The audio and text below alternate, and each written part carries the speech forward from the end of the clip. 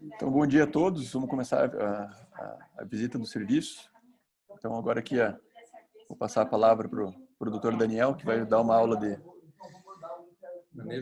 manejo das disfunções eréteis. Ó, só essa aula já está sendo gravada, tá? Então, isso aqui futuramente vai para um banco de dados que você vai começar a fazer daqui para frente. Dr. Daniel, a palavra é sua.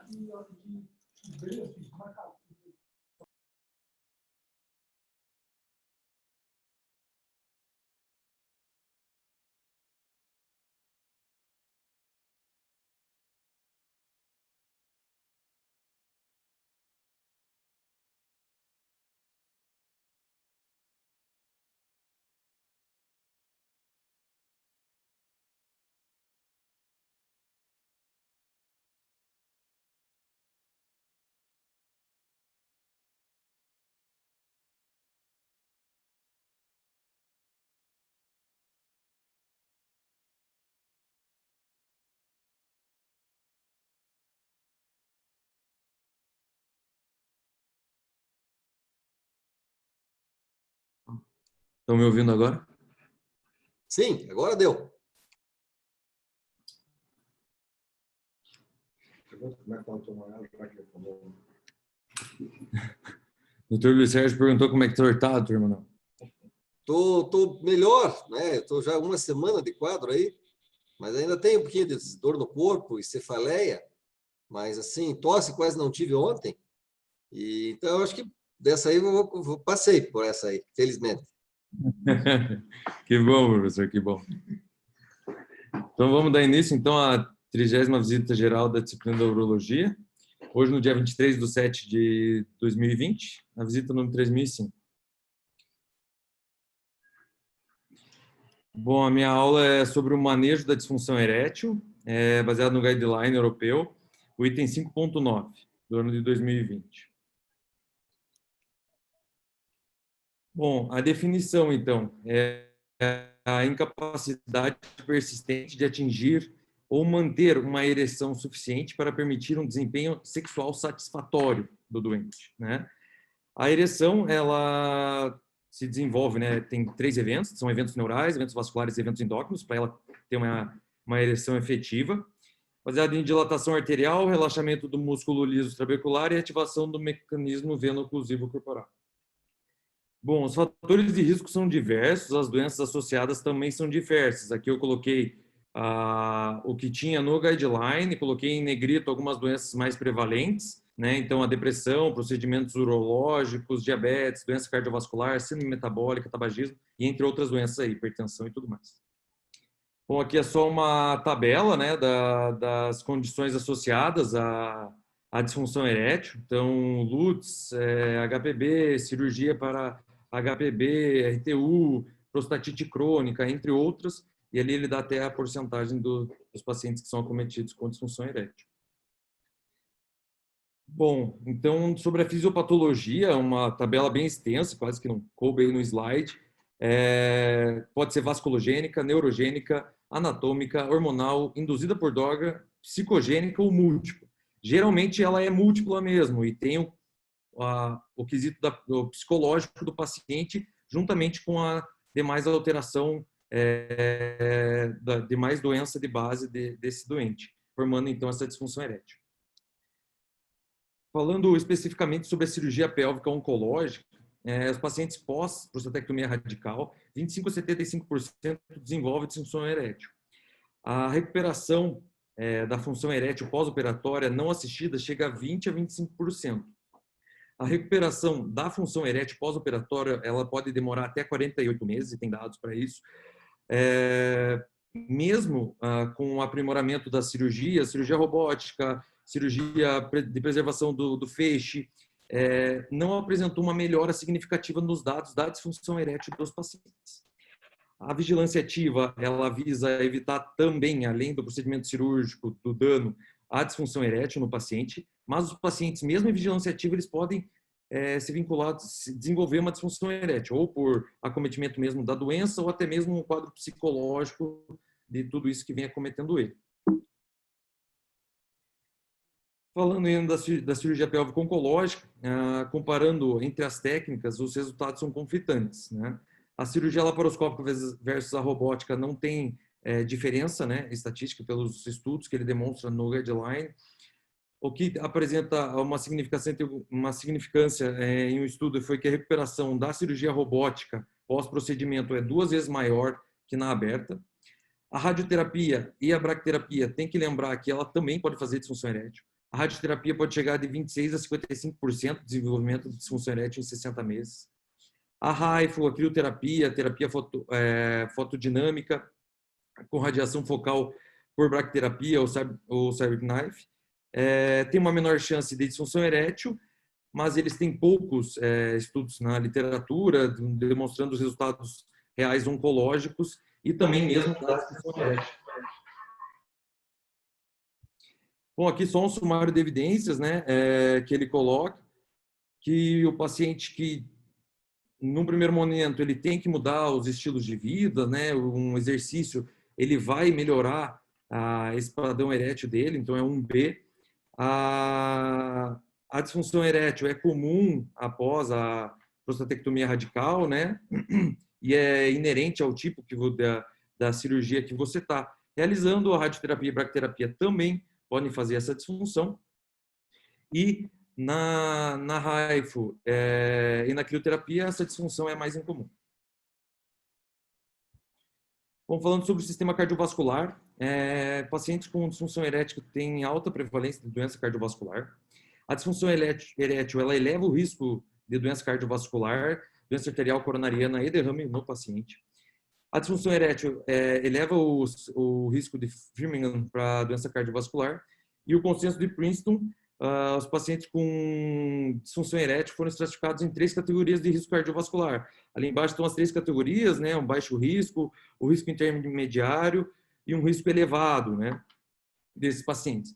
Em quesito do risco cardiológico, ele vai dar para a gente, então, se esse paciente tem a capacidade de fazer, primeiro, a atividade sexual, e mais para frente eu vou falar também se ele vai dar a possibilidade de ele tomar as medicações, né? A sildenafil, entre outras, se ele poderia tomar essas medicações. Mas, em tese, seria a mesma indicação. Então, se o paciente ele tem uma atividade sexual equivalente a andar 1 milha em 20 minutos, né? Isso quer dizer que ele tem uma habilidade para, digamos, uma atividade sexual, né? Ou se o paciente subir rapidamente 2 lances de escadas em 10 segundos também, né? Então, seria aquele exercise ability ali no quadro. Já se o paciente se enquadra no risco intermediário, ele necessita de um teste de estresse. Esse teste de estresse é o equivalente a 4 minutos do protocolo na esteira, né, de Bruce. Se ele apresentar nesse teste um alto risco, ele vai para o cardiologista, assim como já no primeiro momento, se ele já apresenta um alto risco, ele vai também necessitar de uma avaliação cardiológica. O paciente, então, baixo risco, ele não tem nenhum risco cardíaco associado à atividade sexual, tem um METS maior que 6, não necessita de teste ou avaliação cardíaca. O risco intermediário indeterminado são uma condição cardíaca incerta, paciente cujo perfil de risco requer teste ou avaliação antes de reinício da atividade sexual, então ele precisa de uma avaliação cardiológica para determinar a segurança da atividade sexual. O risco alto é uma condição cardíaca suficientemente grave, instável, que apresenta risco significativo. Então, ele não pode ter relações sexuais e ele tem que fazer o tratamento corretamente com o cardiologista das doenças de base dele. Bom, a maioria dos pacientes não necessitam de testes específicos para a avaliação da disfunção erétil, mas alguns deles são indicados. Então, o teste noturno de tumenescência e rigidez peniana, você vai ver o número de episódios eréteis que esse paciente vai ter durante a noite, vai ver a tumenescência e rigidez máxima do pênis durante a ereção noturna. Tem que fazer em 2 noites separadas, e ele vai diferenciar o mais importante entre disfunção erétil orgânica e psicogênica. Porque se o paciente à noite tiver uma função normal, provavelmente tem um quê mais psicológico, psicogênico dessa doença. O teste de injeção intracavernosa dá informações limitadas sobre o estado vascular. ele é geralmente pouco conclusivo e o paciente vai acabar tendo que fazer um estudo dúplex do pênis, né? Então, o ultrassom dúplex dinâmico do pênis é uma etiologia potencialmente vasculogênica da disfunção erétil. Faz, então, uma investigação vascular. A investigação vascular é desnecessária se o exame vier já normal nesse procedimento. Com esse procedimento, você pode ver se essa lesão é apenas vasculogênica mesmo, e daí, mais para frente, eu vou falar sobre a terapias por onda de choque também, né, que daí seria mais indicado. A arteriografia com carvenosometria por infusão dinâmica ou cavernosografia, ela é só indicada em pacientes que vão para a revascularização peniana. Esses pacientes, em estudos novos, estão demonstrando que a angiotomografia ela pode demonstrar a estenose isolada da artéria peniana e o objetivo é diagnosticar a disfunção erétil venogênica. Bom, ele fala bastante sobre a avaliação psiquiátrica e psicossocial. Então, você tem que ter uma conversa bem ampla com esse paciente, falar sobre depressão, ansiedade, que são as causas mais comuns, as causas psicogênicas, insatisfação com o parceiro, relações sexuais ruins, duração do relacionamento, desconforto emocional com o parceiro durante a relação sexual. Então, tudo isso envolve o paciente e na disfunção erétil, o que é psicológico tem muito influenciado aí, os pacientes, né? Bom, aqui só as indicações específicas para o diagnóstico, né? Para os testes diagnósticos que eu citei antes. Então, pacientes jovens com anormalidades do pênis, entre outros ali. E ali seriam os testes diagnósticos específicos, né? Bom, das recomendações e do grau de evidência, ele fala ali, bem simples, assim, seria sobre fazer uma história bem completa do paciente, e sexual abrangente e psicogênica, então isso tem uma evidência forte. Ele fala sobre o exame físico focado na avaliação desses pacientes que têm essas comorbidades, então mais focada no distúrbio na área genital, né? Exames sensoriais de rotina, incluindo glicose, perfil lipídico, testosterona, deve ser indicado nos pacientes. E os testes diagnósticos específicos, então, naqueles pacientes que eu mostrei nas tabelas anteriores ali.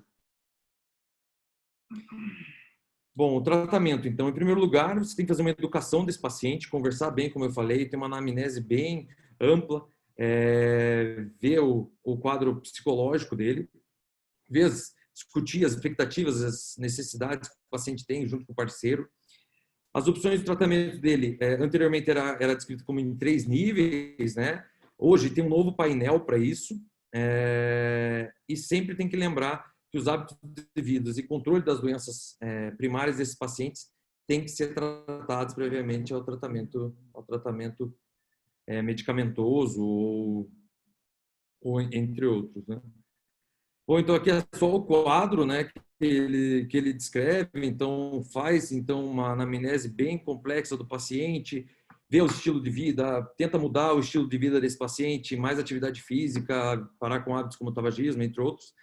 Então, se esse paciente não responde aos hábitos, às mudanças do quadro inicial, tentar manejar diabetes, entre outras doenças, você vai passar ele para as terapias, né, terapias medicamentosas, né, ou mecânicas. Essas terapias, elas podem... Antigamente tinha uma questão de tentar fazer esse oral, ainda no guideline ele solta os PDI-5 como os primeiros orais a serem utilizados e como um fator forte, que eu vou mostrar mais para frente, só que ele fala que conversando com o paciente você pode começar por cada uma dessas intervenções independentemente. Então ali só o quadro mostrando, e no último, do lado direito ali, ele mostra da terapia por ondas de choque, né, se for uma doença vasculogênica, né, diretamente do pênis. Bom, agora falando da farmacoterapia oral, né, 4 potentes PDIs seletivos eles descrevem, né, então a eficácia dele é baseada numa ereção com rigidez suficiente para uma relação satisfatória, não tem tempo mínimo, não tem o grau de ereção que esse paciente vai ter. Então, na verdade, se o paciente estiver bem, ele se sentir satisfatória a ereção dele. A primeira droga foi do sildenafil, em 1998. A dose inicial foi 50 100 miligramas. A eficácia é reduzida após as refeições, faz uma absorção tardia e ele perde um pouco do efeito e tende a demorar mais para ter o seu efeito. A ação é de 30 a 60 minutos após a ingestão e pode durar até 24 horas. A melhora da função erétil, ela é dada de 54%, 77% e 84%, respectivamente pelas doses. 25 representa 54, 50, 77 e 100, 84% dos pacientes. E agora tem uma dispersão oral que já está disponível também nas farmácias também. Né? Bom, falando da Tadalafila, a Tadalafila veio em 2003, a ação em 30 minutos, eficácia máxima em 2 horas. 36 horas é o período que ela pode atuar. A dose é sob demanda ou diária. Se ela é sob demanda, a dose inicial é 10 miligramas. Ela não é afetada pela alimentação. Ela melhora a função erétil em 67% e 81%, respectivamente, como também o sildenafil eu coloquei, então 67 representa 10 miligramas e 81, 20 miligramas. A dose diária da Tadalafila, que é diferente do outros, ela também tem uma certa eficácia para sintomas LUTs, secundárias a HPV. A Vardenafil veio também em 2003, ação em 30 minutos pós administração, o efeito é reduzido com a alimentação também, como o sildenafil. A dose inicial é de 10 miligramas, ela pode ser de 5, 10 a 20 miligramas, ali as respectivas melhoras da função erétil, 66, 76 e 80%, e a dispersão oral também é disponível para os pacientes que não conseguem deglutir. A Avanafil, veio em 2013, é um inibidor mais seletivo, ele diminui os efeitos adversos, a ação dele é de 15 a 30 minutos após a administração, a dose inicial é de 100 miligramas, pode ser de 50, 100 e 200 miligramas. A melhora na função erétil, respectivamente, também de 64, 67 e 71%. E com os alimentos, ela também atrasa o seu efeito. Porém, ela não perde um pouco do seu poder, como o sildenafil e o vardenafil. Bom, aqui só para... Ali tem a farmacodinâmica das drogas, né, que tem no guideline. E embaixo ali seriam os efeitos adversos de cada uma delas. Ali eu coloquei um quadro no Avanafil, seria o que menos representa efeitos adversos ali em comparação às demais drogas. Bom, a escolha ou preferência entre os diferentes PDIs e o uso contínuo, né? Então, ele descreve estudos aqui nessa parte do guideline, falando então primeiro que se o paciente quer uma alta eficácia da medicação, o indicado seria mais o sildenafil. Se o paciente quer tolerabilidade, seria iniciar por Tadalafila e daí Valdenafil ou Denafil. Se resposta parcial à medicação de resgate, a Tadalafila diária pode ser indicada. Então, se você está fazendo só resgate, ele não está respondendo, você pode passar para a Tadalafila diária, que ele, em alguns casos, pode responder.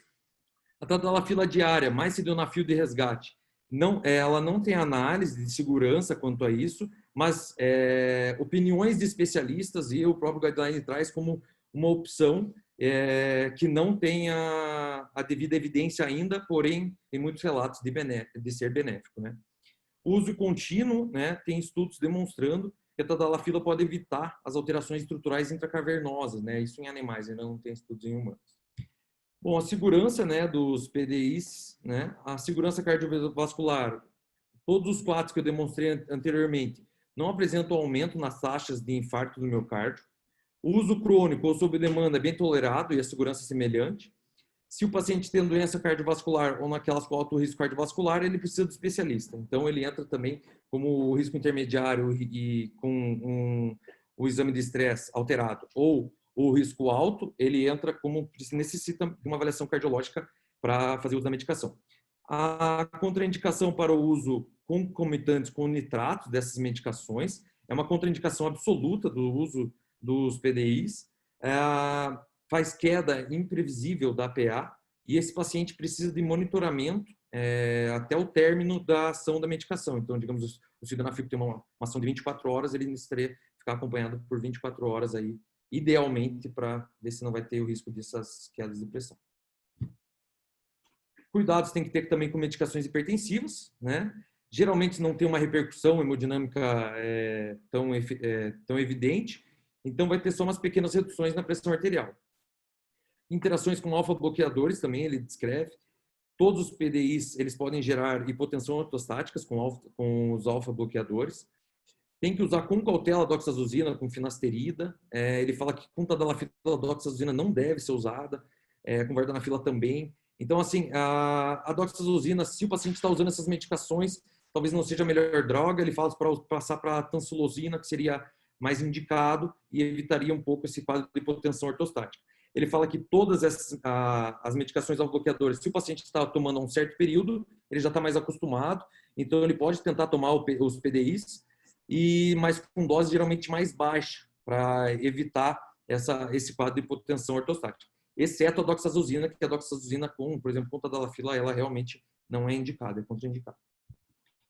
Bom, os ajustes das doses dessas medicações, então do lado esquerdo aqui eu coloquei só medicações que se o paciente faz uso, ele deve usar a medicação em dose mais baixa, porque ela inibe o CYP34A, que vai degradar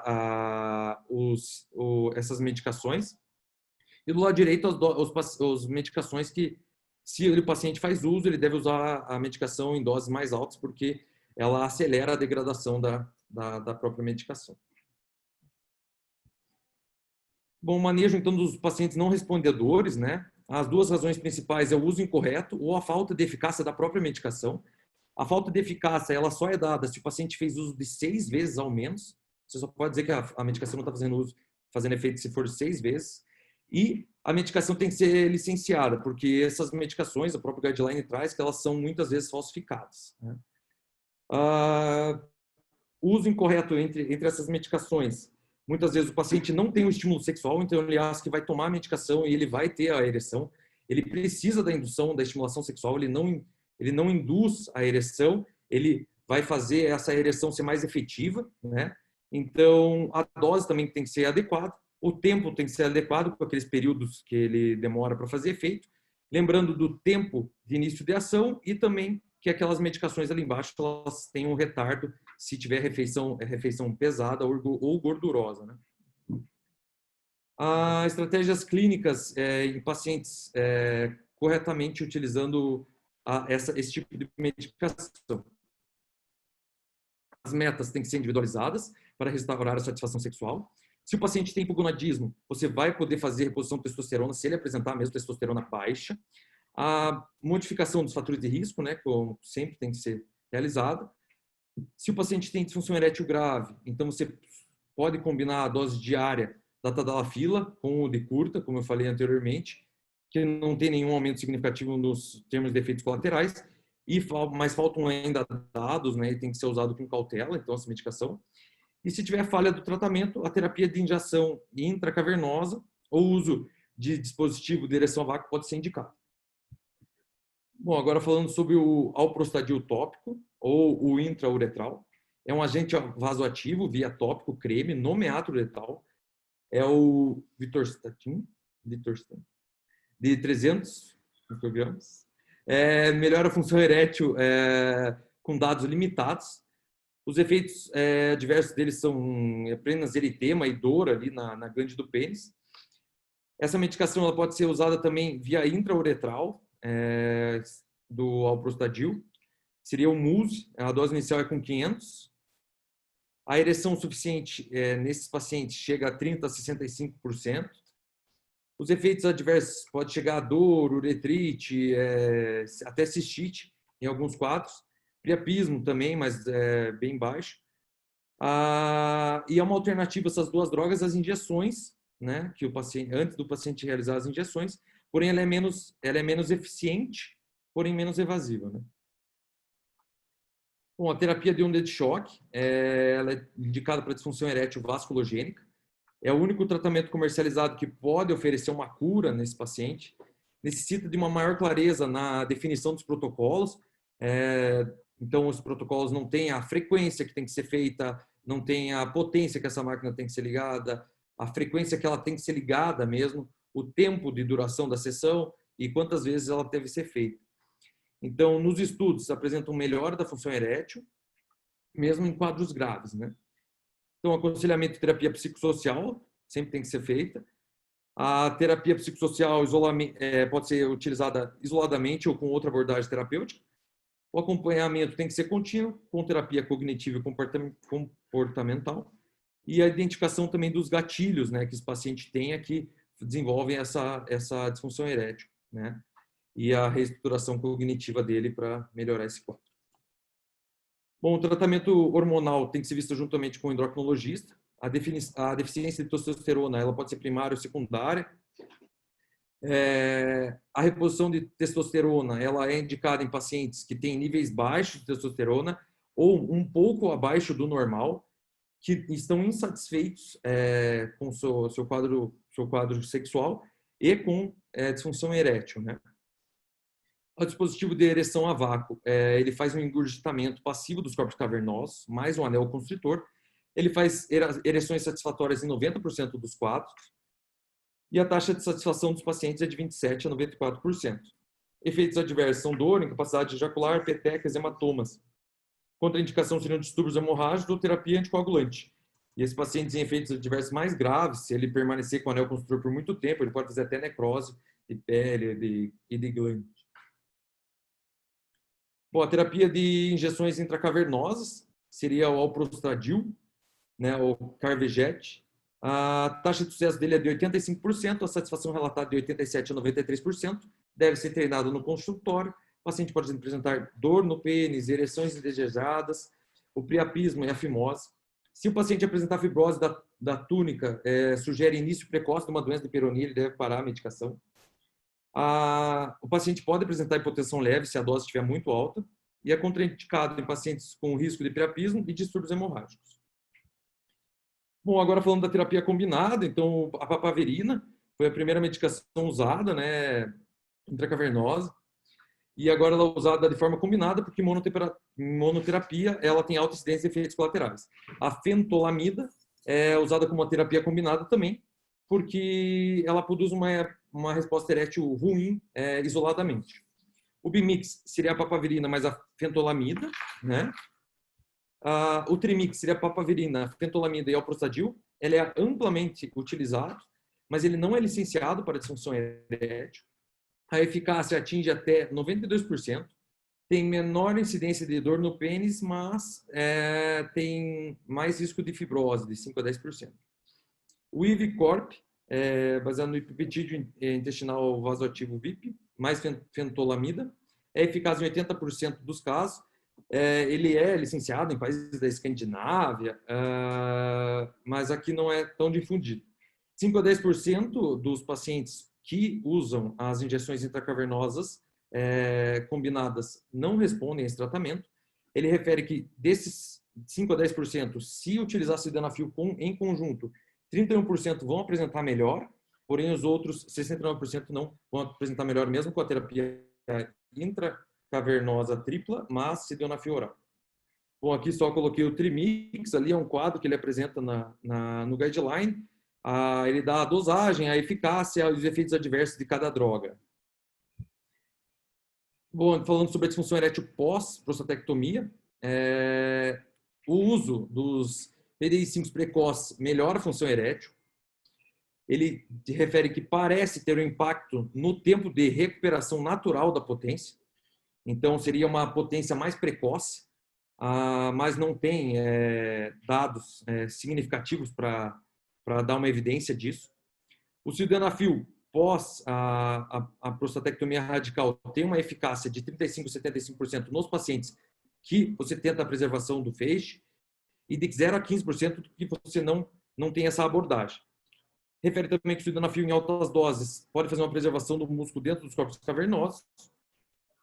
O uso precoce de terapia com dispositivo a vácuo tem um excelente efeito terapêutico também, sem efeitos colaterais nesses pacientes, e ele pode ser indicado. Bom, falando agora sobre cirurgia vascular, a cirurgia para a disfunção erétil arteriogênica pós-traumática, né? Nos pacientes jovens com trauma pélvico e perineal, a revascularização do pênis tem um sucesso de 60% a 70%. E a disfunção veno-oclusiva corporal é uma contraindicação a esse procedimento de revascularização. A cirurgia da ligadura venosa era para disfunção veno-oclusiva, mas ela não é mais recomendada devido aos maus resultados a longo prazo desse procedimento. Bom, agora, por último, falando das próteses penianas, né? Só será indicado se o paciente não aceita, não responde, ou quer ter uma terapia definitiva para disfunção erétil, se ele não responde a nenhuma daquelas medicações. Essa prótese pode ser semi-rígida, né? A vantagem dela é que ela é mais fácil, técnica de implantação, e o paciente não precisa ter destreza manual para uso dela. Tem os dispositivos infláveis também, que são de 2 ou 3 peças. De 2 peças, ela só é indicada em pacientes considerados de alto risco de complicação. O problema seria na colocação do reservatório abdominal anterior. E o de 3 peças, ele é mais aceito pelos pacientes, apresenta umas ereções mais naturais e os pacientes têm tendência a esse procedimento. São 2 abordagens cirúrgicas que podem ser feitas, seria a peno-escrotal e infrapúbico. A peno-escrotal foi sugerida para fornecer uma excelente exposição e evitar uma lesão no nervo dorsal. O reservatório é colocado cegamente no espaço retropúbico, na técnica original, e esse é o problema, por isso se indicaria o uso das 2 peças em pacientes com cirurgia abdominal anterior. Porém, ele descreve que você pode fazer uma outra incisão e colocar o reservatório sob visualização direta para evitar esse problema. A prótese apresenta uma das maiores taxas de satisfação, de 92% a 100%. E agora falando um pouco sobre as complicações delas, né? São 2, basicamente, seriam falhas mecânicas e infecções. Os avanços nessas próteses teve a queda, né, da taxa da falha mecânica para menor que 5% após 5 anos. A profilaxia antibiótica reduziu a taxa de infecção para 2% a 3%. Essa taxa de infecção, agora, com o uso de próteses impregnadas por antibióticos e próteses revestidas de hidrofílico, chega a 1% a 2%. A infecção, então, requer a remoção da prótese e a administração de antibióticos. E, como complicação também, a erosão de pele, a erosão do corpo cavernoso. O paciente pode apresentar isquemia e necrose da glande em 1,5% dos casos. Bom, aqui só um painel com os tipos de próteses, né? E aqui as recomendações finais que ele coloca no fim do guideline. Ele fala bastante sobre a terapia comportamental e cognitiva, uma abordagem psicológica que tem uma forte valor nesses pacientes. A prostatectomia, sempre que o paciente vai fazer uma prostatectomia, você tem que falar para ele que ele tem o risco de, além disso, em pacientes que você começar as medicações e todos essa terapia, você deve mudar os fatores de risco dele, fatores de risco a tratar, mudar o hábito de vida dele para evitar o uso de medicação sem necessidade. O uso tem uma evidência forte também. O uso dos inibidores da fosfodiesterase 5, com opção de primeira. Além disso, ele fala com ondas de choque em pacientes com doença vasculogênica. Ela tem evidência, mas é uma evidência fraca ainda. Tá? Em relação aos dispositivos de ereção, o dispositivo pode ser indicado sem uso de medicações. Não é frequente, ela é uma avaliação. E, além disso, também os pacientes que têm problemas com as injeções intracavernosas podem ser indicados, então, para manejo com a medicação via uretral e pode ser indicado como forma de ativa primária, né? Mas também tem uma evidência fraca, entre outras evidências aqui que demonstram. E é isso.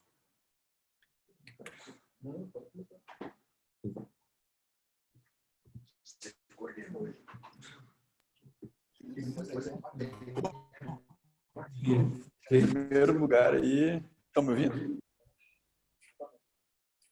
Em primeiro lugar, parabenizar o Daniel aí, que resumir disfunção erétil dessa forma em 40 minutos é um desafio. Obrigado. Foi muito bem aí, sabe? Eu acho que assim, guidelines eles são muito bons para a gente basear a nossa prática clínica, né? E só que os guidelines às vezes eles não trazem toda a experiência aí, né? experiência E as e as pormenoridades pormenoridades do do problema da disfunção problema da erétil, né? disfunção erétil, né? Então, na realidade, então, eu fiz aqui Então, na realidade, Tem dois microfones abertos aí na sala, tá ruim de ouvir aqui. acho que eu eu tenho que desligar o microfone.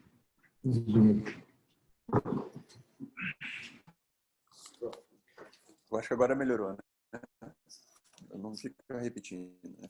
Ok, Então, melhorou. o que acontece? Acho que os principais pontos aí que a gente tem de comemorativo, né? Na realidade é o seguinte, do ponto de vista de avaliação diagnóstica, né? O Daniel falou a respeito do RigiScan, né? O RigiScan, ele aparentemente ele é uma ferramenta muito boa, só que eu não conheço ninguém que use RigiScan e que aconselhe usar RigiScan, né? O Torcida Glina mesmo usava o RigiScan bastante antigamente. Ele tem um aparelho, o aparelho quebrou, ele mandou para manutenção, ninguém conseguia fazer manutenção e hoje em dia ele não usa mais, né? Então, apesar de ser uma boa ferramenta, se você na anamnese faz uma boa anamnese, você vê se o paciente tem ereção noturna involuntária, ereção noturna, ereção matinal involuntária, então é uma ferramenta que pode ser facilmente substituída por uma anamnese bem feitinha, né? O ultrassom Doppler, mesma coisa. É uma ferramenta muito boa, só que o problema do ultrassom Doppler é que ele dá muito falso positivo. Então, boa parte das vezes, se você faz um ultrassom com Doppler com pouca droga intracavernosa, você pode achar que ele tem uma fuga venosa e, na realidade, ele não tem. A principal do Doppler é justamente essa questão de muito resultado falso positivo, né? Dando alguma alteração que não existe. Então, uma boa propedêutica, então, boa parte das vezes substitui bem, e não é uma ferramenta fundamental, né? Do ponto de vista de terapia de primeira linha, a gente sempre tem que focar muito na mudança de estilo e hábito de vida do paciente. Então, o paciente vem no consultório querendo uma solução fácil e a solução fácil não tem, né? Ele tem disfunção erétil, por quê? Porque isso uma boa parte das vezes uma doença arterial, né? Então ele precisa ter uma mudança de hábito de vida com controle das doenças de base e dos fatores de risco. Então essa é a primeira coisa que a gente tem que fazer. Boa parte das vezes a gente esquece de fazer e é fundamental. Mesmo porque se a gente não fizer nada, isso aí vai continuar progredindo e o paciente logo vai ficar refratário à terapia que você vai indicar, né? Onda de choque é talvez o assunto mais polêmico hoje em dia dentro do tratamento das disfunções eréteis, né? Quem tem máquina fala que é bom, né? E a gente sabe até que ponto existe esse conflito de interesse, né? O Daniel muito bem falou aí, então, não existe um esquema padrão, não existe uma máquina padrão, né? Existem várias tecnologias de onda de choque. Hoje a gente sabe que as ondas de choque que servem para o tratamento das disfunções eréteis orgânicas, né? Então, ele não é indicado para disfunção erétil psicogênica, só disfunção erétil orgânica, são as máquinas de onda de choque focal, né? Entretanto, existem uns 2 ou 3 tipos de ondas focais, né? Então, ninguém sabe direito qual que é a melhor máquina, existem vários equipamentos. Tem colega que já teve equipamento de uma marca, que falou que não era legal, passou para outra marca, né? Então, ninguém sabe direito qual máquina que funciona. Quando funciona, costuma melhorar 4 pontos no IEF, né, o que não é muita coisa, né? Então, você acaba não conseguindo curar, você acaba, no máximo, conseguindo fazer um downstage da terapia que você está usando. Então, um paciente que vai para a prótese, usa onda de choque, talvez ele consiga começar a responder a medicação intracavernosa, para aquele paciente que está com medicação intracavernosa, começa a responder com inibidor de fosfodiesterase, e aquele paciente que está respondendo com inibidor, pode ser que ele consiga ficar sem, né? Mas isso aí acaba acontecendo só em 60%, 65% das vezes, né? E também não se sabe por quanto tempo que isso vai durar, né? Existem alguns estudos mostrando que dura em torno de 12 a 18 meses, mas também não são estudos que demonstraram isso aí com muita segurança, né? E talvez o grande problema da onda de choque seja o preço, né? Então, o custo de uma máquina, ela gira em torno de 300 a 320 mil reais, né? Talvez um pouco mais agora com o nosso dólar aí na crise, né? Então, esse valor de 300 mil era quando o dólar estava 4 reais. Então, agora, com o dólar a 5, 6 reais, isso aí provavelmente aumentou bastante. Essas máquinas, todas as máquinas suíças, máquinas alemãs, né? Então, estima-se que cada máquina consiga inicialmente proporcionar de 50 a 60 tratamentos. Então, vocês podem notar aí que não é um tratamento barato. estou acabando aqui as considerações. Inibidor de fosfodiesterase com alfa-bloqueador, a única combinação que ela é liberada, que é segura, é a combinação de tadalafila com tamsulosina, por conta de hipotensão. Então, muito cuidado quando vai fazer doxazosina com sildenafila por conta de problema de hipotensão. Né? Gustavo, eu estou te escutando um pouquinho pior, Gustavo. Eu estou te escutando um pouquinho pior agora, piorou o microfone. Acho que o microfone caiu aqui. A única associação, então, de inibidor de fosfodiesterase com alfa-bloqueador, então, é a tadalafila com a tamsulosina. As outras podem fazer muita hipotensão. No diagnóstico, assim, é fundamental a avaliação psicoterápica, né? Então, especialmente quando você vai partir para um tratamento de segunda ou terceira linha, você tem que ter um psicoterapeuta para você não fazer droga intracavernosa nem prótese em paciente que tem um distúrbio psicogênico que você não conseguiu identificou. Bomba vácuo, nunca usar por mais do que 30 minutos, né? O anel constrictor ali, ele pode fazer isquemia, né? E as duas últimas considerações, então, quanto à droga intracavernosa. Então, o que acontece? O Trimix, por que ele é bom? Por quê? Porque ele consegue associar uma alta eficácia com baixo efeito colateral, né?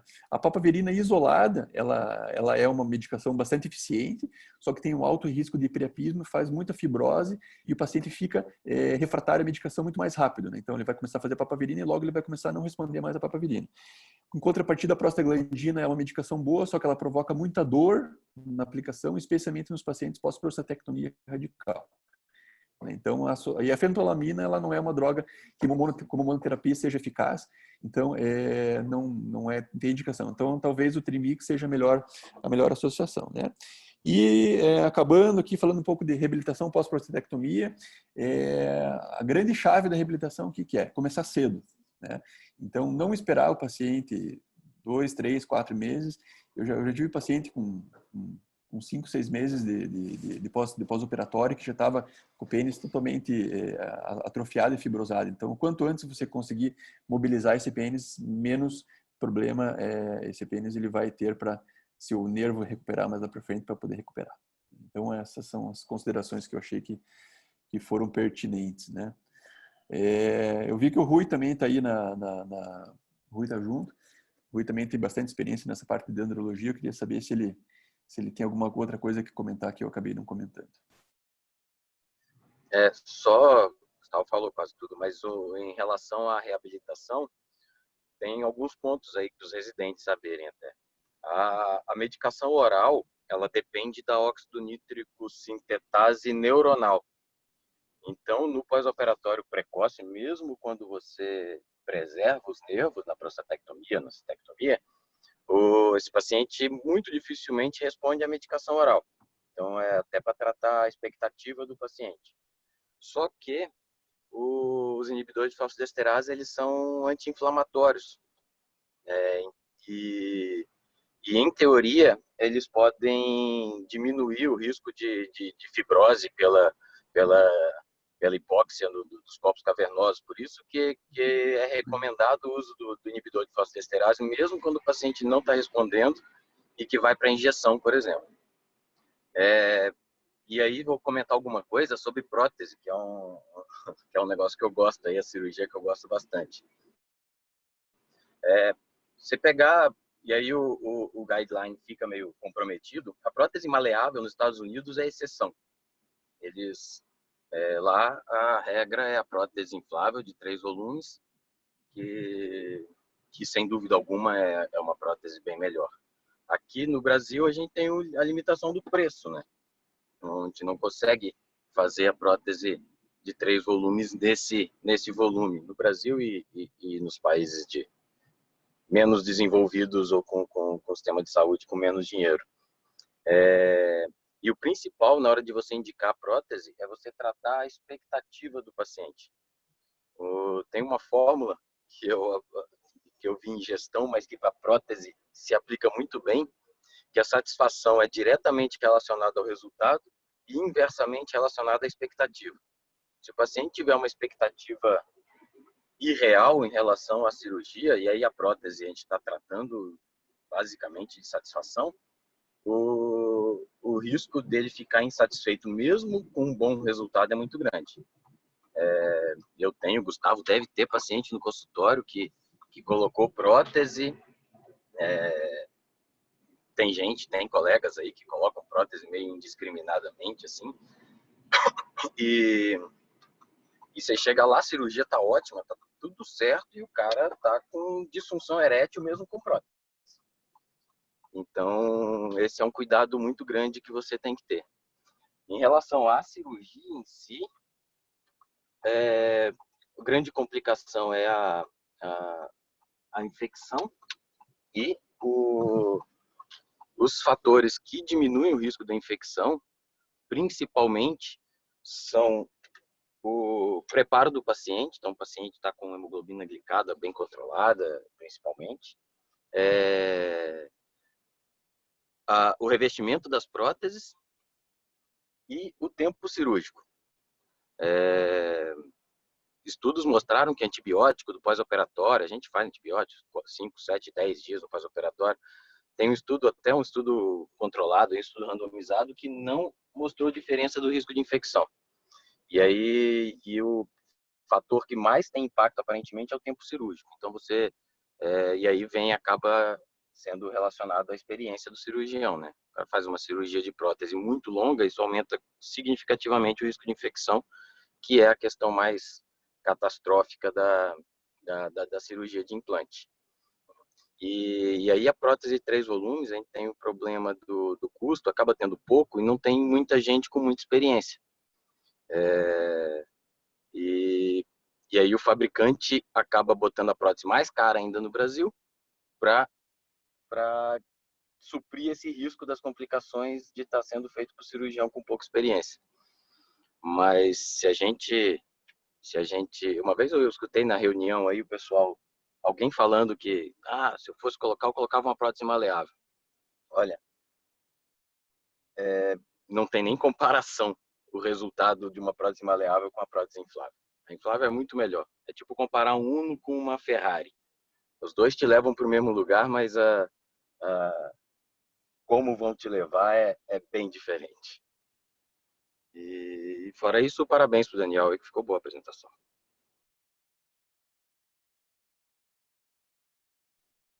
Eu acho que o cara do Rui, comentários muito pertinentes, né? E realmente aí, né? O que acontece é o seguinte: nos Estados Unidos os convênios eles cobrem as próteses infláveis, né? Então, se a gente tivesse convênios aqui no Brasil que cobrissem as próteses, ia ter mais colocação, né? Assim como outras, por exemplo, outras doenças, assim, né? Por exemplo, um Peyronie lá. Nos Estados Unidos existe a aprovação do Xiaflex, né? Que é a colagenase de Clostridium, né? Que custa em torno de $30 mil, né? As sessões de aplicação, né? Isso é coberto por convênio, mas com certeza isso é por isso que é tão usado nos Estados Unidos. Se isso não fosse coberto por convênio, provavelmente eles não iam usar tanto, né?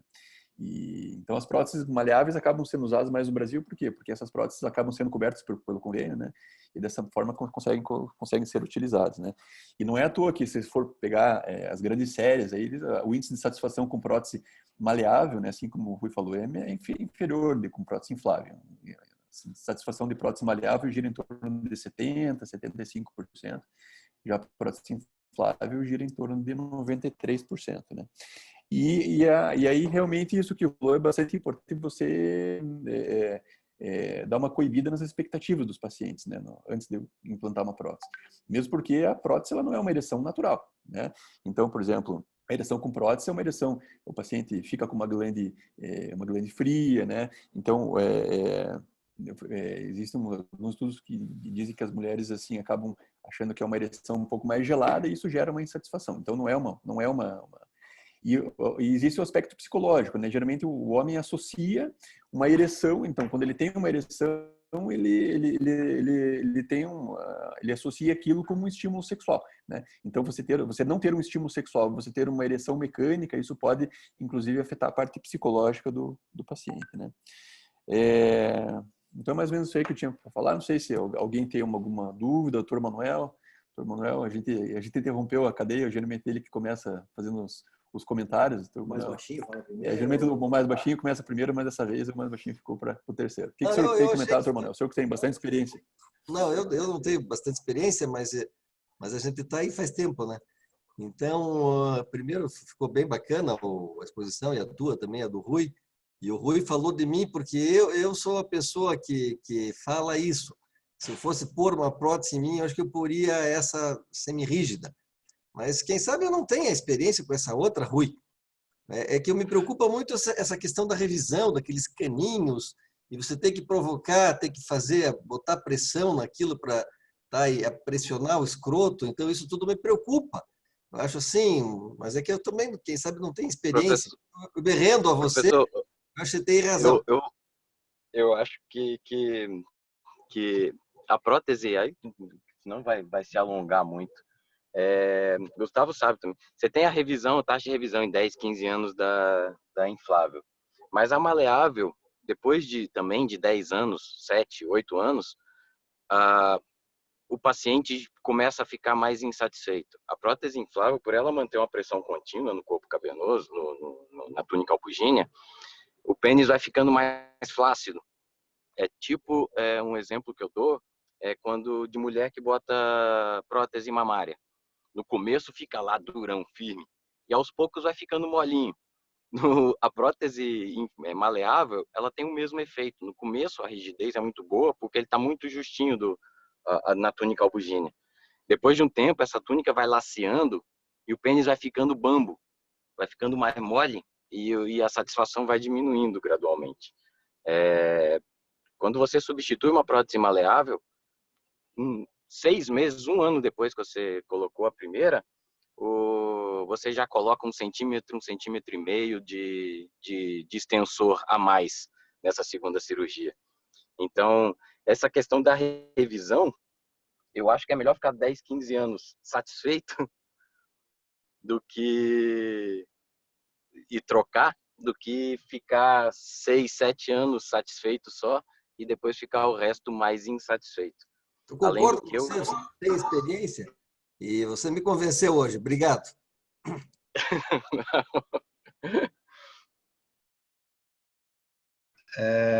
Estão me ouvindo aí?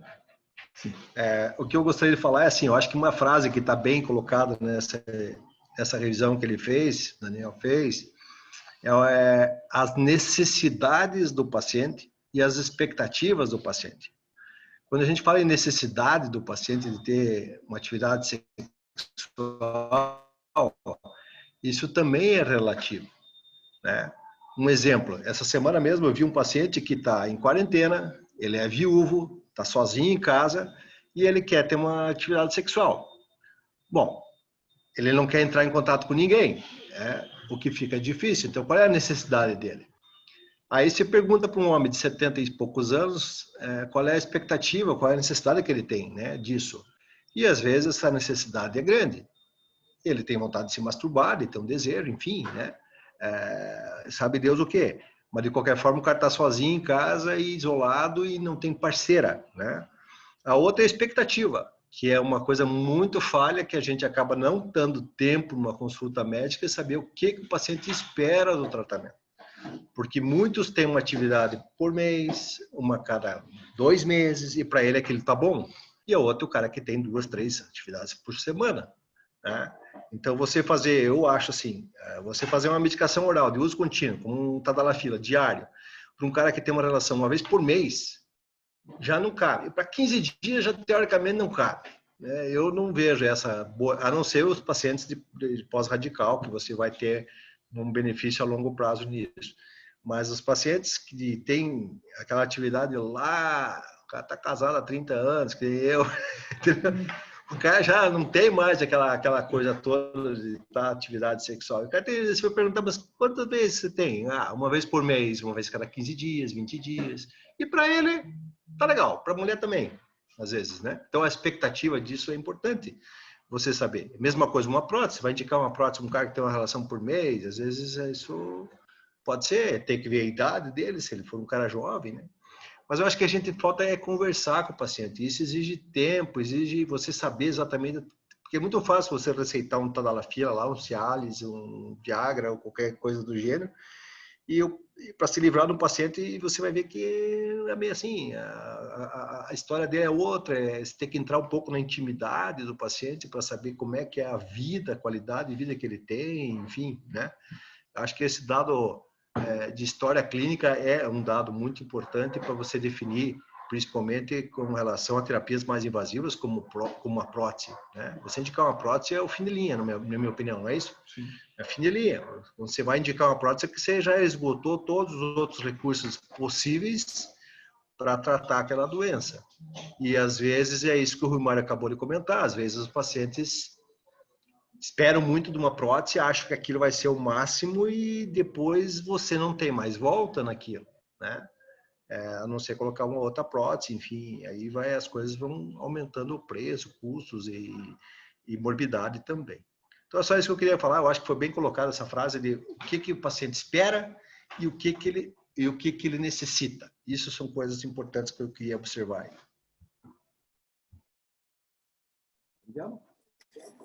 Sem dúvida, a avaliação da parceira associada aí é muito importante, né? Ver qual que é a expectativa da parceira. Então, quando a gente vai escutar umas palestras do Dr. Sidney Glina, ele sempre fala de um caso que ele teve, uma prótese, que ele implantou e assim, a prótese tinha ficado boa e não tinha problema nenhum, e o paciente se queixava.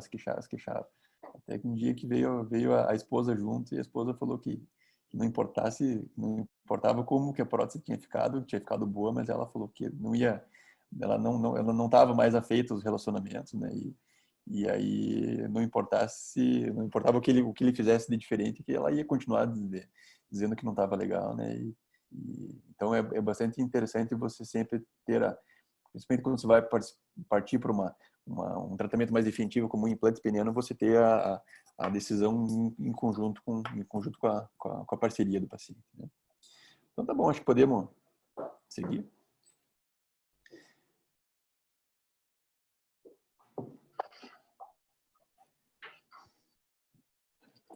Bom dia a todos. Eu vou dar continuidade à aula aqui mostrando o caso de discussão 1. Então, o paciente José Edil, de 60 anos, é um paciente que veio aqui para nós para fazer um screening de tumor de